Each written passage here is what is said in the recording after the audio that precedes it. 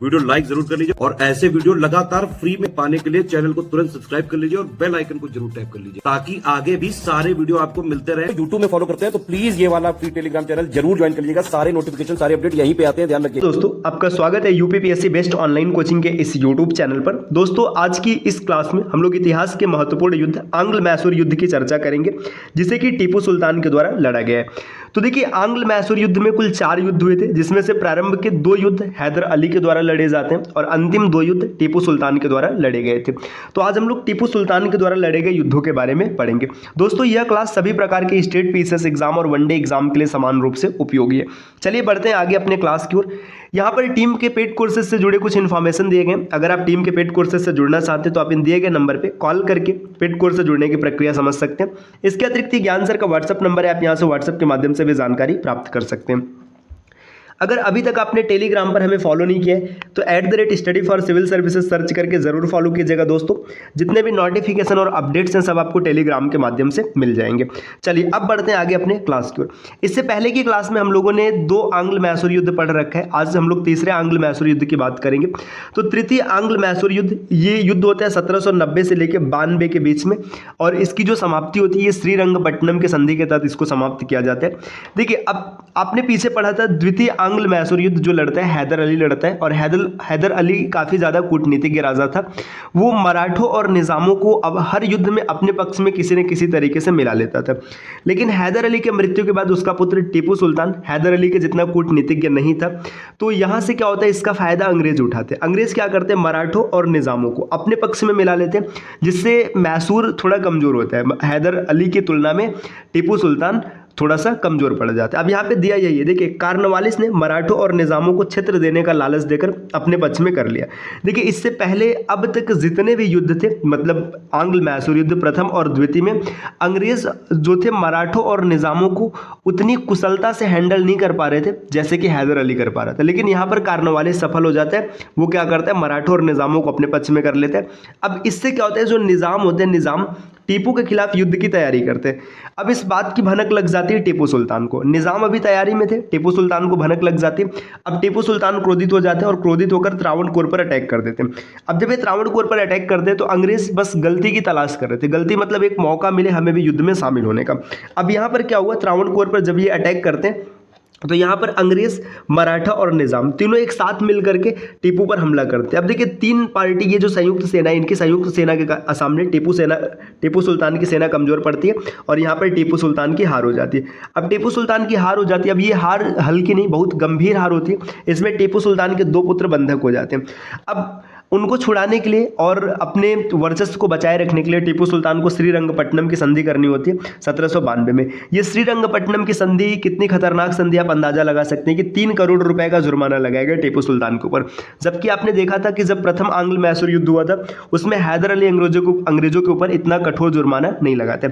इसके बाद इनसे आधा मैसूर ले लिया गया। देखिए आधा मैसूर क्यों लिया गया, सीधी सी बात है, जब आपने पीछे देखा था, देखिए अगर हम लोग बात करेंगे भारत है ना, मान लीजिएगा यहाँ पे बंगाल था, है ना, यहाँ पर आपने देखा होगा निज़ाम, इधर मराठे थे, है ना, यहीं पर ये वाला एरिया था जहाँ पे मैसूर, मतलब मैसूर का क्षेत्र था। यहाँ पर मालाबार तट था। अब अंग्रेजों को मालाबार चाहिए था। जब अंग्रेजों को मालाबार चाहिए था तो उन्होंने क्या किया, जब ये मैसूर लेने की प्रक्रिया इनकी चली तो इन्होंने मैसूर को इस रेंज में लिया। मतलब ऐसे देखिए यहाँ पे ये क्षेत्र सीमित कर दिया टीपू सुल्तान के लिए, है ना, और ये मालाबार तट अंग्रेजों ने ले लिया। अब इन्होंने जब भूमि ले लिया तो देखिए निज़ाम और मराठों को ये बोलकर अपने पक्ष में मिलाए थे कि उन्हें क्षेत्र देंगे। तो देखिए अब आगे क्या होगा, क्षेत्र का बंटवारा होगा। तो देखिए इनमें क्षेत्र का बंटवारा कैसे होता है, क्षेत्र का बंटवारा यहाँ पर दिया गया। क्षेत्र का बंटवारा कुछ इस प्रकार से होता है, भूमि बंटवारा मैंने लिखा है इसको। अंग्रेज जो है ये मालाबार तट को लेते हैं, डिंडीगुल को लेते हैं और 12 महल को लेते हैं। अब मराठों को जो देते हैं ये तुंगभद्रा के उत्तर का क्षेत्र देते हैं, मतलब जो तुंगभद्रा नदी उसके उत्तर का जितना क्षेत्र रहता है सब मराठों को दे दिया जाता है। निज़ाम की बात करेंगे तो निज़ाम को कृष्णा और पुन्नेर नदी का क्षेत्र देते हैं। अब ये चीज देखिएगा, जब आप आगे और डिटेल में पढ़ेंगे तो तुंगभद्रा के उत्तर का क्षेत्र और कृष्णा और पुन्नेर नदी के बीच का क्षेत्र ये विवाद का क्षेत्र होता है। इस क्षेत्र को लेकर मराठा और निजाम आपस में युद्ध करते रहते। देखिए अंग्रेजों को चाहिए था मालाबार तट, इनको मालाबार मिल गया, साथ में डिंडीगुल और 12 महल भी मिल गया। अब इसके बाद मराठों को ये जो क्षेत्र देते और जो निजाम को क्षेत्र देते, इनको आपस में एक तरीके से उलझा देते हैं कि ये युद्ध करते रहे और हमारे तरफ ध्यान ना दे। अब इसके बाद देखिए यहाँ पर क्या होता है, इस युद्ध के समाप्ति के बाद कार्नवालिस एक कथन कहते हैं, ये कथन बड़ा फेमस है, पेपर में कई बार देखने के लिए मिलता है। कार्नवालिस का कथन है, मैंने अपने मित्र को मजबूत भी नहीं होने दिया और अपने शत्रु को नेस्तनाबूद कर दिया। मित्र कहने की बात है यहाँ पे निजाम और मराठा, मतलब वो निजामों और मराठों को कुछ इस प्रकार से उलझाए रखते हैं कि वो आपस में लड़ते रहते हैं और वो कभी मजबूत नहीं होते। और शत्रु कहने का मतलब है मैसूर को पूरी तरीके से नेस्तनाबूद कर देते हैं। अब यहाँ पे देखिए मैसूर पूरी तरीके से अगर आप देखेंगे ना, देखिए भारत के मैप पर जब आप देखेंगे तो देखिए यहाँ पे मैं ऐसे ऑड सा एक मैप बना रहा हूँ। देखिए ये बंगाल का क्षेत्र था जहाँ पर अंग्रेज थे, है ना। इसके बाद यहाँ पर मराठे थे, है ना। यहाँ पर निज़ाम थे। इसके बाद यहाँ पर देखिए ये मैसूर था, है ना। अब मैसूर पहले क्या था कि मैसूर समुद्र से सटा हुआ था, है ना। तो ये व्यापार अच्छा कर पाते थे। कहने का मतलब है कि आपने पीछे पढ़ा होगा पिछली क्लास में कि टीपू सुल्तान क्या करता है, विदेशियों से भी संपर्क बनाता है। लेकिन अब क्या किया गया कि इनको पूरी तरीके से लैंड लॉक्ड कर दिया गया। मैसूर देखिए ये वाला मैसूर यहाँ पे सीमित हो गया। अब टीपू सुल्तान की शक्ति पहले से काफी कमजोर हो चुकी है। अब देखिए आगे क्या होता है, देखिए अब चतुर्थ आंग्ल मैसूर युद्ध की बात करेंगे तो ये सिर्फ नाम मात्र का है, युद्ध एकदम है ही नहीं इसमें। ये टीपू सुल्तान एकदम कमजोर है, तुरंत आसानी से हार जाएगा। ठीक है, अब थर्ड मैसूर युद्ध के बाद होता क्या है, थर्ड युद्ध के बाद क्या क्या होता है इसको समझिएगा। टीपू सुल्तान ने क्या किया, सेना सुधार प्रारंभ कर दिया। हार नहीं माना इसने, हमें अभी फिर से लड़ाई लड़नी है, तो सेना सुधार इसने प्रारंभ कर दिया। अब अंग्रेजों में क्या होता है, अंग्रेजों में कार्नवालिस चला जाता है, कार्नवालिस की जगह पर वेलेस्ली आ जाता है।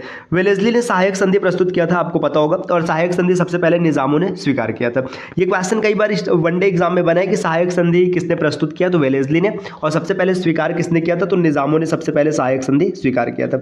अब देखिए ये सहायक संधि होती क्या, इसके बारे में विस्तार में पढ़ेंगे हम लोग। अभी इतना समझ लेते हैं कि सहायक संधि का मतलब ये कि अब अंग्रेज अपने आप को ऐसा मानने लगे थे कि हम इतने मजबूत हो चुके हैं कि हमसे युद्ध करके हार मारने की आवश्यकता नहीं है, आप डायरेक्ट हार मान लीजिए कि आपके सामने हम सरेंडर होते हैं। यही सहायक संधि थी, विस्तार से इसके बारे में समझेंगे।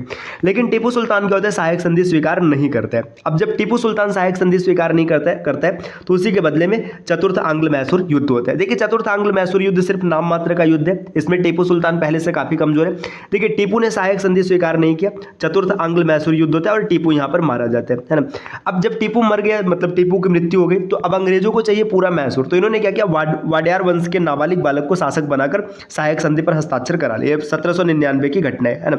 1799 में क्या होता है कि वाडियार वंश, देखिए जहां से मैसूर की शुरुआत हुई थी वहीं पर वापस आ गया। नाबालिग बालक को शासक बनाते और सहायक संधि पर जबरदस्ती हस्ताक्षर करवा लेते हैं, क्योंकि अंग्रेजों को तो चाहिए सिर्फ भारत की भूमि व्यापार करने के लिए।